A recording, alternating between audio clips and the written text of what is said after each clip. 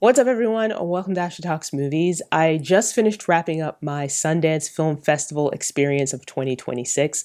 And just like previous years, I was able to participate in the festival because of the online viewing option. This is something that the festival has offered for the past few years or so, and I really appreciate that because it allows someone like me who can't go to the festival in person, it allows me to be able to watch all of these different films. Now, I kept things pretty light this year. I only watched 5 movies, and that was mostly because I had so many other obligations.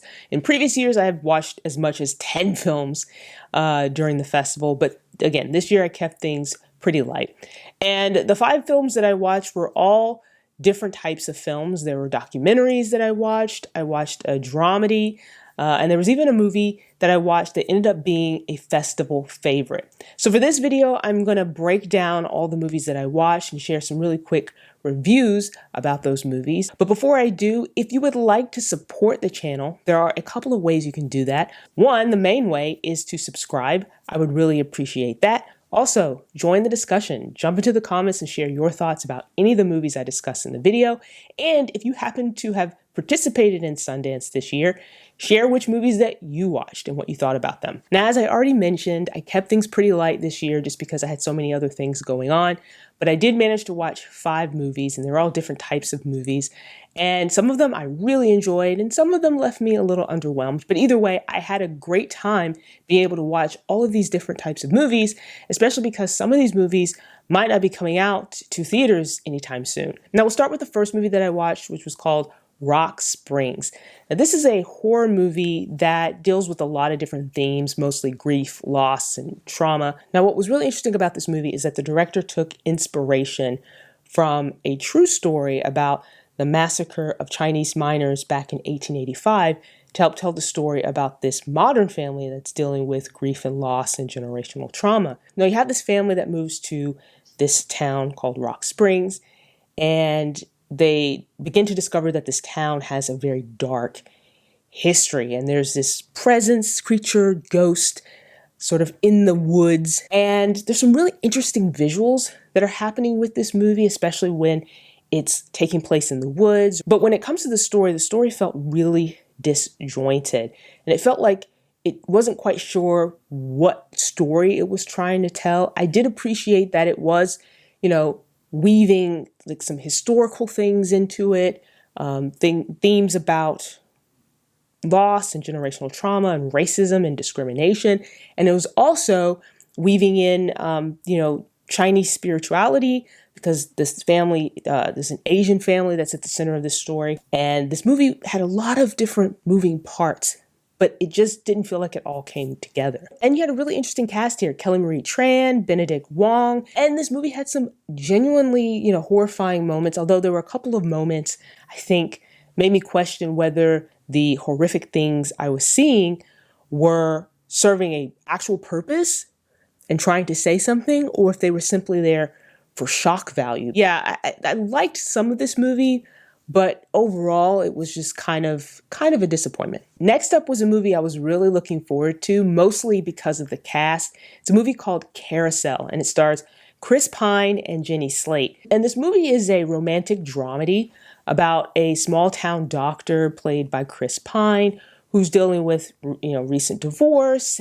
and financial issues with his medical practice, who basically rekindles a romance with his childhood love, played by Jenny Slate, who has returned to town to help renovate her parents' home so that they can sell it. But I ended up not enjoying this as much as I had hoped. Now, it had some good performances, some nice cinematography, but the story was a little underwhelming. If anything, this movie felt like it was trying to do too many things.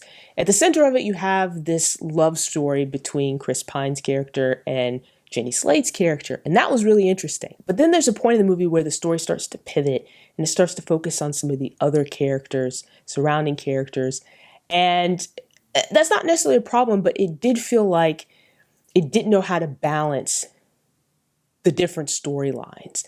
And so then it becomes sort of this tedious kind of movie, and then it completely, in my opinion, fumbles the end. So this one was another one where I had a lot of high hopes going into it, and I was enjoying most of it towards the beginning.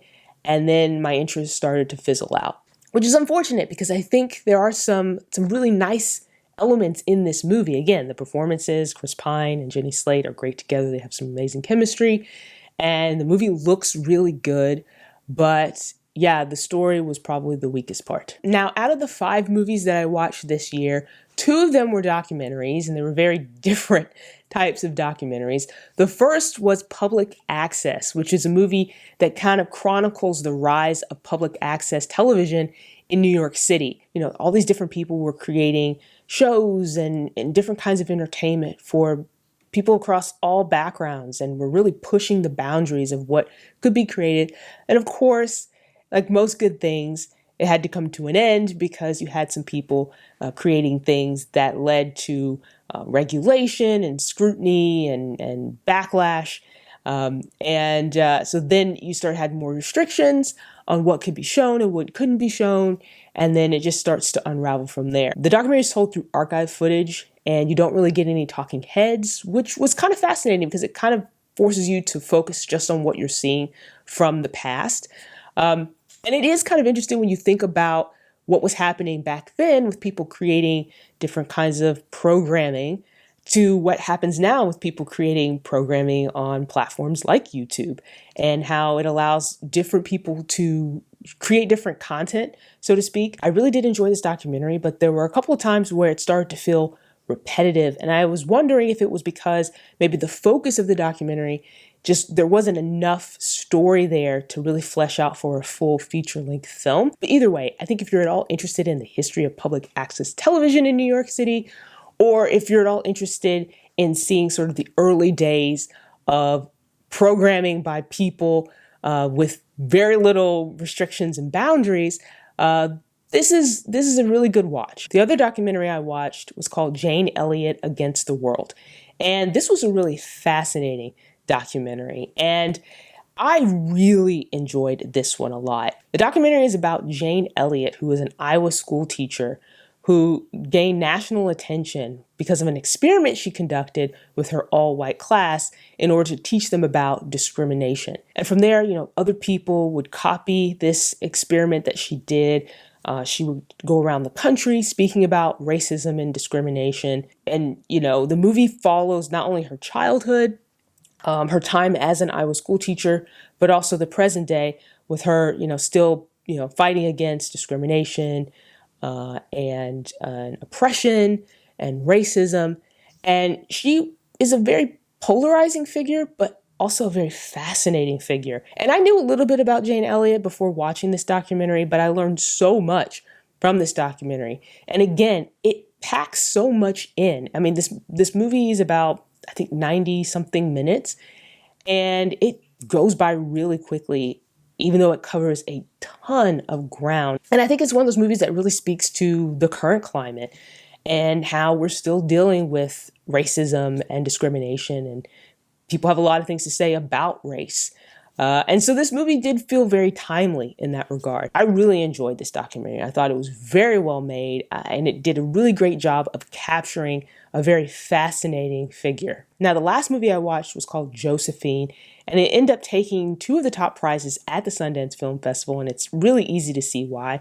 This movie was moving and compelling, and also really hard to watch given the subject matter. This movie is about a young girl who witnesses an assault while she's at the park, and how she and her family grapple with her witnessing this incident. And it was really interesting how this movie chose to tell this story from the perspective of a young girl who is trying to process the stuff that she saw without really understanding it. She doesn't understand what she's witnessed. She doesn't understand the legal, ethical, moral implications of all of this. And so she's having to navigate that, and she starts to act out. You also have her parents who are trying to figure out how to deal with her change in behavior, but also how to tell her about what she saw and how to help her process it. This movie had some really great performances across the board, and it was beautifully shot, also beautifully written, and it took great care in how it was telling this really difficult story. Again, a hard watch, but it was definitely the best movie I saw from the Sundance Film Festival. So there you have it. That's my recap of the movies I watched at this year's Sundance Film Festival. I really enjoyed being able to watch all of these movies, even if I didn't like all of the movies. It's always a great time to be able to watch new films and to see what the different filmmakers are doing and what subject matters they're tackling, and just to see performances from even some big name stars in some of these smaller types of movies. It's going to be really interesting to see what happens with the festival moving forward, because if you didn't know, this was the last year for the festival to be held in Park City, Utah. Next year it moves to Boulder, Colorado. I know that'll probably mean a lot of changes for the in-person festival, but I hope that doesn't mean a ton of changes for the online part of the festival, because as I've said before, that's one of the main reasons I'm able to watch any of the movies from Sundance, because I can't go there physically, at least not yet anyway. And so I hope that they do keep that online portion available so that more people like me and other people who love film can be able to watch these movies. So that does it for my Sundance recap. I hope you enjoyed this video. If you had a chance to participate in the Sundance Film Festival this year, whether it was in person or you watched movies online, jump into the comments and let me know what you watched and what you thought. Also, if you haven't done so already, please subscribe to the channel. I would really appreciate that. So that does it for me, everyone. I'll see you next time, and thanks for watching.